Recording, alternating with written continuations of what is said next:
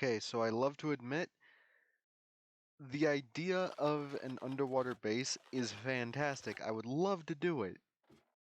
If only the oceans were safe. If the oceans were safe, I would love to make an underwater base in the ocean.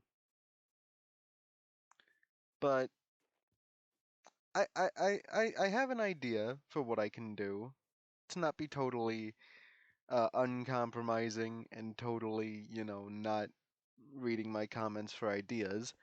What if, and hear me out, so I build a floating island up there that has a base on it, but this this is this is not going to be an easy project. I can already tell you, this is not going to be a quick thing, but it'll give me something to do while I'm waiting for villagers to breed. I build an island up there with a mini ocean in it and water spilling off of the sides, and I build a base there because I am not man enough to go into the ocean. I'm not. I can't. The stress of the ocean is too much. And once again, these things have not bred. God dang it, guys, you have one job. You guys have one job. Come on, man. Just do the thing. This is supposed to work. Yeah, I'd say it's... Okay, I just felt a horrible shiver go down my spine. That's not a good sign. And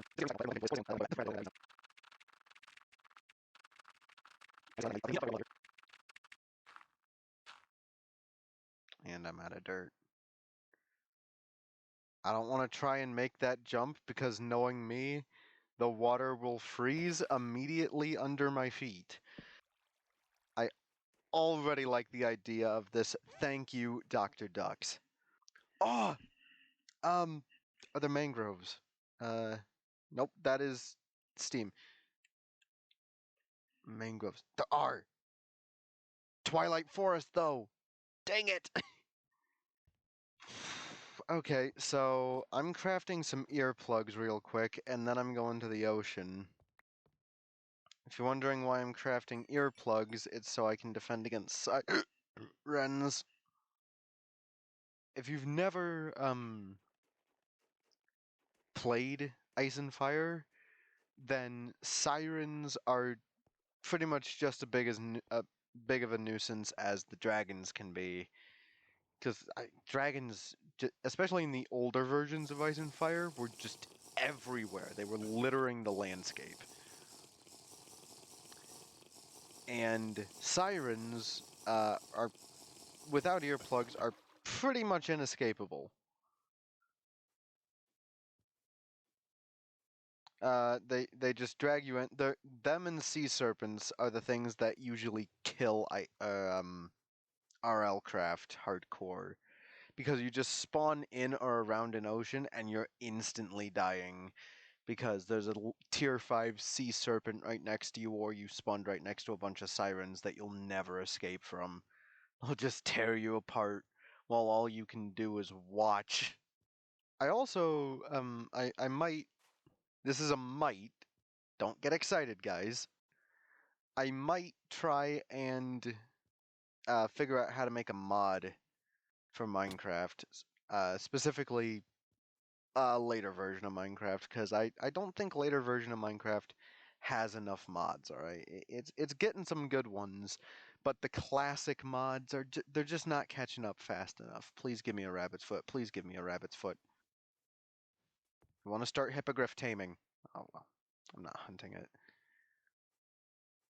I want to try and make a mod that goes to the Warden's dimension. You have to go to an ancient city, find a way to light the portal, and it'll take you to the Warden's dimension. And I know that's already been done, but you see, I have an interesting theory about the Warden, which is that it's not really as apex of a predator as people would have you believe. Let me explain. So, uh, the Warden was very heavily adapted for cave life, right? And before you say, oh, it's part of the skulk, and you could argue, yeah, the skulk is an intelligent being. Uh, well, I agree with that. Skulk is, it's mold. The skulk is literally just mold. It functions the exact same way as moss does. I should have brought a bed. It functions the exact same way as moss does in the overworld. And bleh. Anyway, I got interrupted. Anyway, in my head, the warden is very heavily specialized, and I do not agree with the warden is part of the skulk. I think it is a symbiotic relationship, very heavily symbiotic relationship. I'm gonna dig myself into a hole and tell my theory about the warden that'll probably fall on deaf ears. But basically, the warden symbiotic relationship with the skulk because the warden actually got outcompeted on the surface. If you know anything about evolution, you know that that's a very bad thing and would usually lead to extinction. But because the warden's uh, dimension was very similar to our own in terms of it had a lot of caves, the warden eventually had an out. Smaller island habitats are where surface wardens managed to live, but the things that gave rise to the warden, or gave rise to the wardens, whatever they may be, ended up getting outcompeted by something that, say, came from a larger continent. When the continents merged and there was that genetic crossover, the warden was completely overshadowed and outcompeted. So what do animals like that do? They turn to nocturnalism. But unfortunately, nocturnalism only gets you so far, and unfortunately, this other place had other nocturnal threats that the warden couldn't face. So they went to the only place they could, the caves. Already being pre-adapted for nocturnality made that very, very useful, as they began to rely less and less on their eyes and more on their hearing. They began to communicate with large bellowing screams and screeches and began to burrow themselves into the rock and stone around them to go into a sort of hibernation until prey came close enough. But one species of but one group of these wardens would make the discovery that would send their species into a whole new level. Deep, deep in the caves of their dimension, they found a black mold. I mean, obviously they couldn't see it, but the warden could hear the things that were trying to eat this mold, and it would kill them.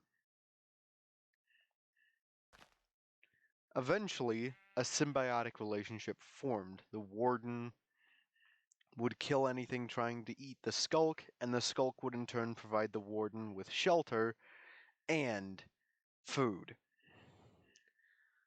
And over the generations, this symbiotic relationship became more and more and more advanced.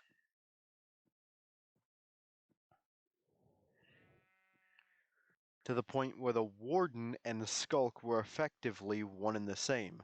The skulk was the near permanent home of the warden. They had developed specialized parts of the colony to aid the warden in finding threats and even alerting them to when a threat was actively in the vicinity.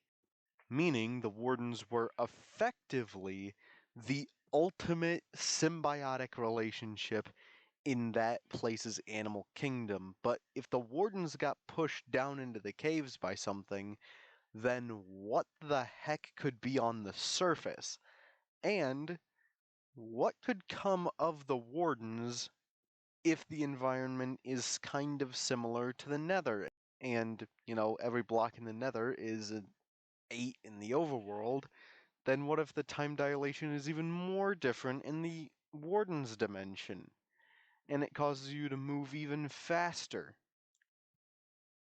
What I'm trying to get around to is What if something else has evolved from wardens in that dimension, and it's even more dangerous than the monster we've come to know and love? Anyway, thanks for coming to my TED Talk. I hope you guys like, subscribe, and give me 5 stars on the little review box. I hope you guys give me 5 stars and recommend me to your friends, guys. Yeah, it would help me out a lot. I love telling stories. I have a lot of stories that I want to tell on the channel, but I have no idea how to communicate them accurate. I have an idea for one of how I could do it. It'll just take a long time to set up.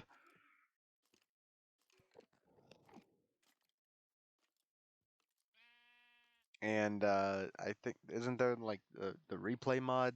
Isn't that what people usually use for when they need a third-person perspective for things? I think that's the right mod. I just need to set it up. And I also have a whole story based around Ice and Fire as well. Or it was originally based around Ice and Fire. Basically, there was this continent that broke off from Africa. It was in the Pacific. Pacific. Oh my god, my brain. It was in the Pacific, and it was a place where one species of there was only one species of dinosaur. There was quite a few mammals, and I say dinosaur pretty loosely because they weren't really dinosaurs. They were Caprasuchus.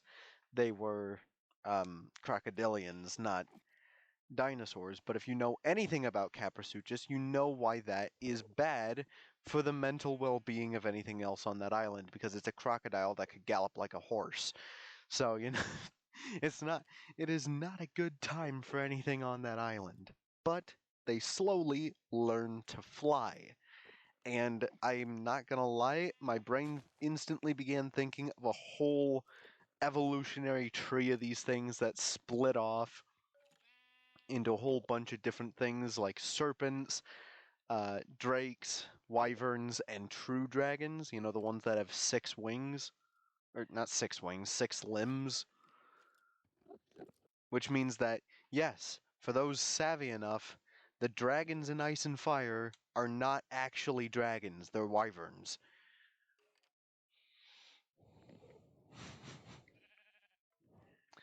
But anyways, this island became one of the most hostile environments in the entire world, but also a refuge for certain species. It had moved far enough north.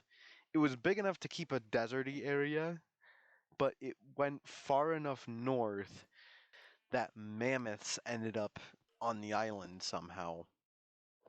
How exactly that happened? I don't know, you can figure out the details. But as well, things like the common ancestor between mustelids and uh, bears, giant wolves were on the island, and as well, sea monsters were around the island. Not only were there sea dragons and sea serpents, even down to the deep sea, there were sea serpents. But there were some marine reptiles from the Cretaceous managed to survive in the coastal areas of the island.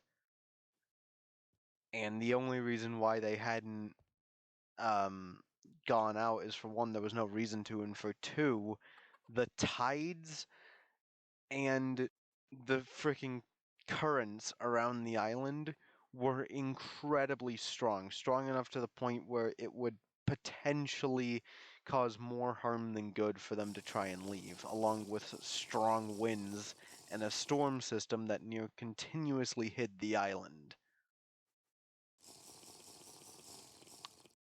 Actually, I guess here would be a good place for an underwater base, huh? Because I don't think sea serpents can spawn in these tiny little pools. So I'm gonna mark this place down. Uh,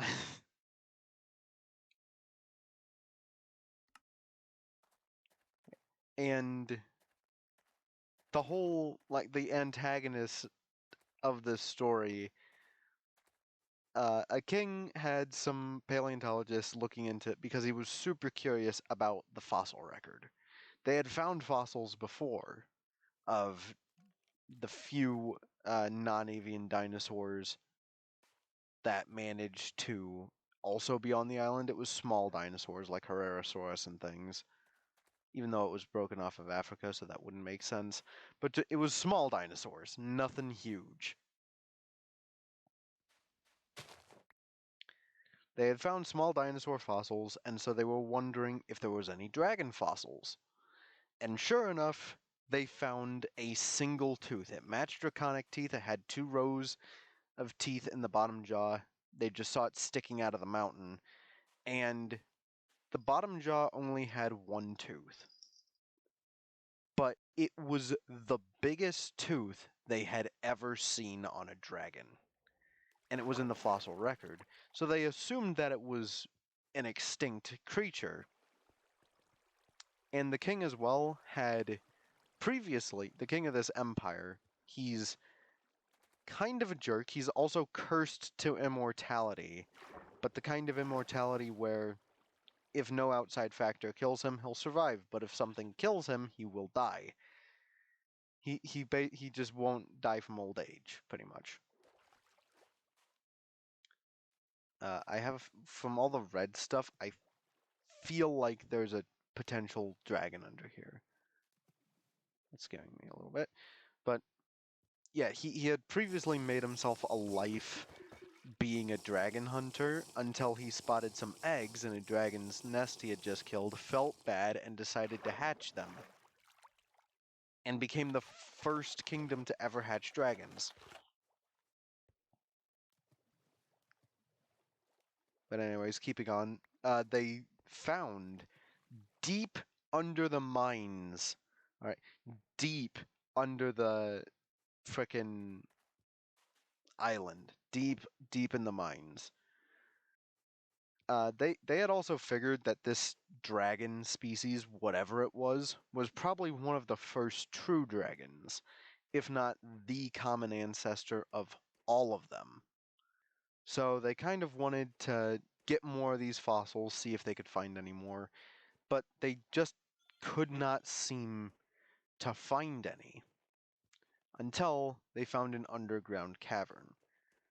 Their best guess was to how this cavern formed was that around the time they found, obviously, the layer that was all burnt. If you know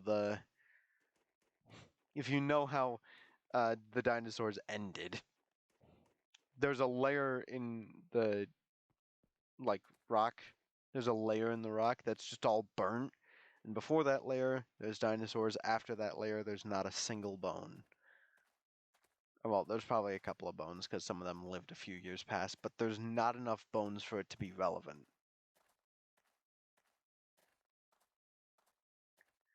And so they know that something happened that led to a lot of fire, and they found that same layer, but they hadn't managed to get past it looking for fossils. They had only found a few instances of something poking out of the bone, or poking out of the rock. But they went down deeper than anyone had ever gone before. Is that it? Okay, that is a skeleton. I'm gonna go get the bones. Yeah, they went deeper than anyone had before, and they found a whole hidden world. Glowing crystals. They were looking for diamonds, but they found glowing crystals and a whole underground world. And they were amazed at what they saw until they were mortified to see that there were dragons under here. And by oh, mistakes have been made. I've been focusing too hard on telling a story. I'm leaving. Stop chasing me. I think they stopped. Yeah, they stopped. They were so amazed by the glowing crystals and strange dinosaur-like creatures around, that they didn't notice the fact that they were being watched by a dragon until it was too late. The thing swooped down, burned them all to a crisp, except for one guy who managed to get up to the top, and the king was a known dragon killer, and in his kingdom, to even get into the army, you have to prove your worth by killing a dragon. And they asked him, could you go down... Oh, lag. They asked him, could you go down and hunt that thing? And he went down, he saw it, and it was ridiculously huge. One of the biggest dragons in the world, if not the biggest, and by far the biggest one he had seen living.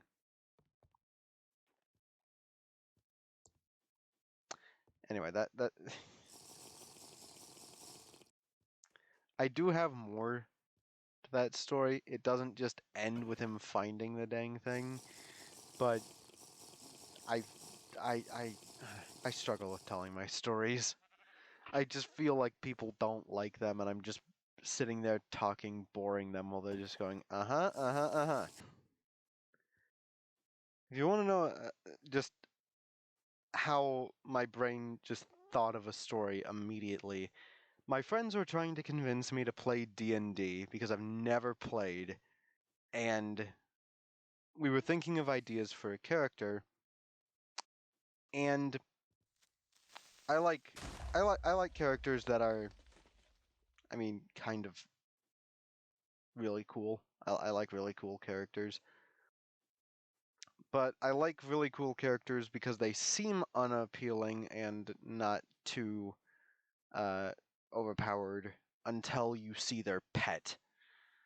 And that's, oh, if my sprint key would work, that's where uh, an idea, this sparked a whole dragon evolutionary tree that kind of tied into Ice and Fire as well, because they used dragon blood and the power of dragons to make more powerful weapons and armor.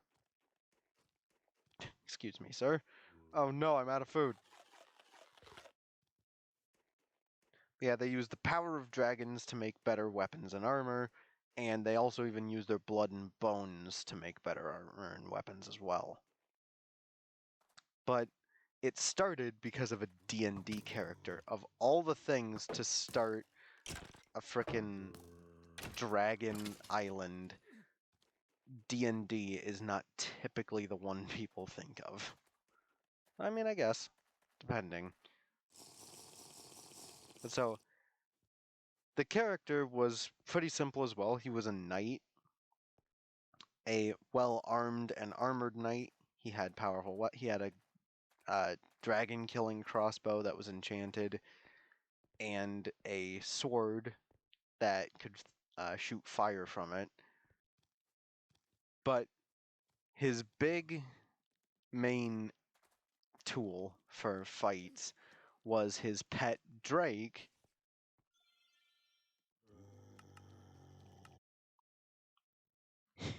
Yeah, it was his pet Drake, who was a, quote, tusked Drake. And how you can envision this thing in your head, take a Caprasuchus. If you don't know what those are, then I'll not throw a picture up because I don't know, it could be copyrighted or something. Just look one up, look up Caprasuchus saharicus, and take that bipedal, about the size of like a Carno, like a Carnotaurus,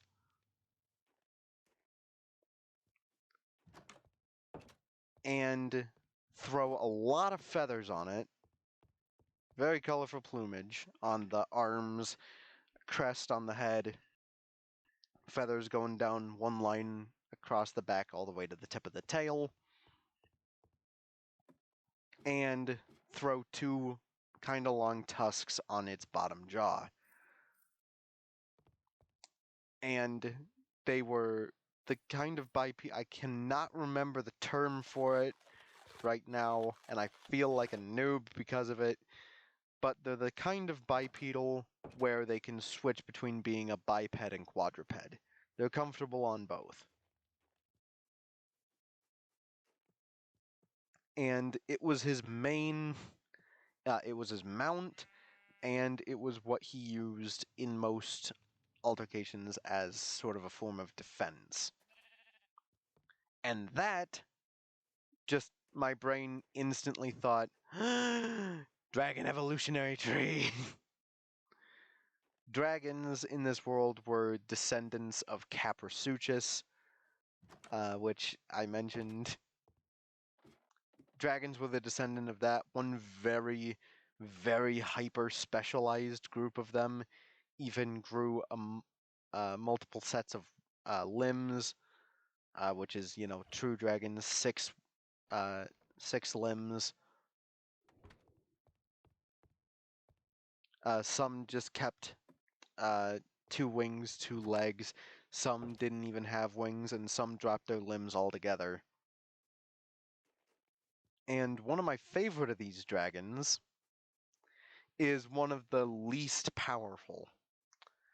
They are very simply known as puppy dragons in the world because they have a very playful puppy-like demeanor, and they are typically very friendly to humans, though they can bite. They're small gold-colored dragons that typically reside in forests, and despite being pack hunters, they're basically the wolves of the dragon world. Despite being pack hunters, though, they tend to get driven out because they can get punked out of food by larger dragons, and the only thing they have going for them is pack hunting. But they do have a symbiotic relationship with a species of serpentine creature like sea serpents that live in the desert, because they tend to get raided by the common ancestor of mustelids and bears. They tend to get raided by them. So they have a symbiotic relationship because puppy dragons in that world have the hottest fire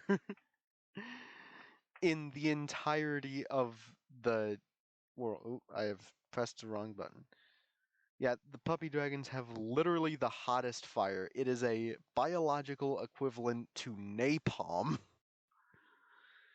which just already makes it exceedingly hot, and they can shoot it very, very far away. They're very dangerous, but they typically actually like playing with and defending people instead of trying to raid them. And they are also, once again, very playful. They're what keep farmers employed on the island, because farmers have it rough on this island. Farmers have it rough because it's a big open field filled with either animals or things that other animals would like to eat. And so, popular raiding targets for bigger dragons, um,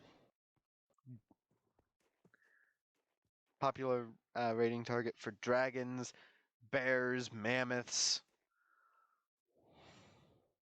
and herbivorous drakes. So they use this hot-fired dragon a lot to keep them off. They're one of the few dragon species, one of the few true dragon species on this island that have been domesticated, more or less. They've been domesticated or tamed as they can, still obviously, if they so choose, burn down the house of the farmer that's been keeping them.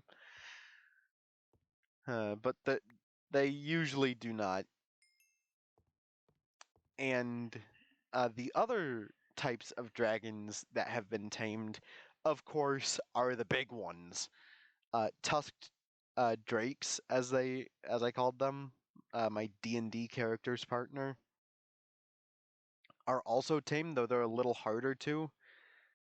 Wild dragons, you cannot earn their trust. You have to steal an egg. And it's the same for tusk drakes. You have to steal an egg for it to even begin to trust you. And they've been doing that for generations now, breeding in captivity, and they typically only follow the orders of the person that imprinted on them. Though they will occasionally swap riders and or trainers. And tusk drakes as well are known on the island for being dragon killers. Their role is like medium-sized carnivore, but wyverns get completely shredded by them because, for one, since they're in the genus, their scales are pretty dang fireproof, just like most of the other dragons. Their scales are very fireproof, and so are their feathers, which are used for intimidation and, what feathers are used for? Big eye spots to make yourself look huge. But also their tusks are designed, dragons in this world have big, huge plate armors instead of these little scales. They have big, bony plate type armor, which is way harder to cut or stab or shoot through, but these tusks are rooted deep in their jaws, which are very powerful, so they can punch straight through the hard armors and get at vulnerable parts. And also, their claws and tusks both are designed to cut through the wings of dragons, because you can't fly if your wings cut. That stretchy membrane is the biggest flaw of all of these dang dragons. As well, they just have to have parts of the armor that isn't big plates just for maneuverability's sake. All those little weak spots are what keep these drakes from going extinct, as they'll cut straight through, they'll get at the exposed parts, they'll pull the scales off of the dragons to get at the softer bits, and once a dragon is down on the ground, it's pretty much dead unless it's a true dragon,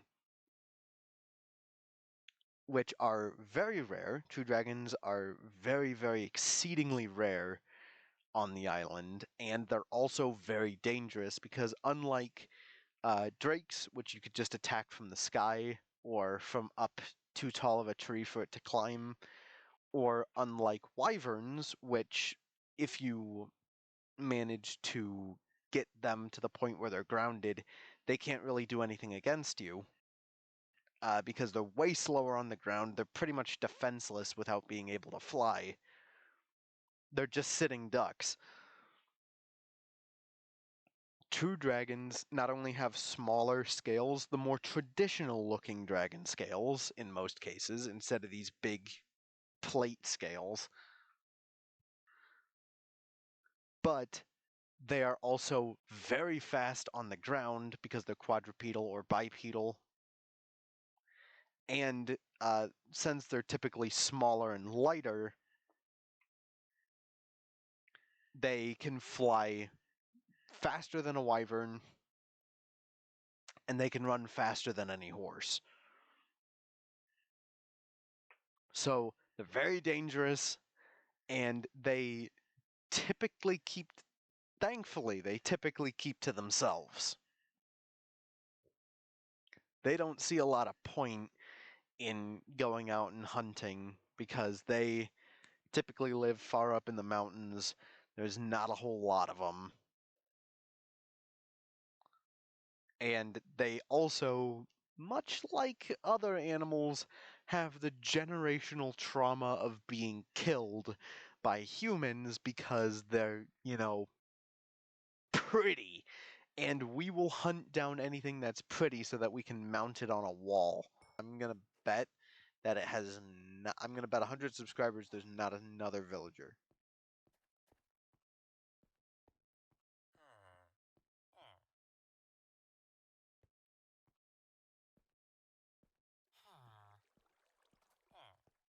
Looks like y'all owe me 100 subs.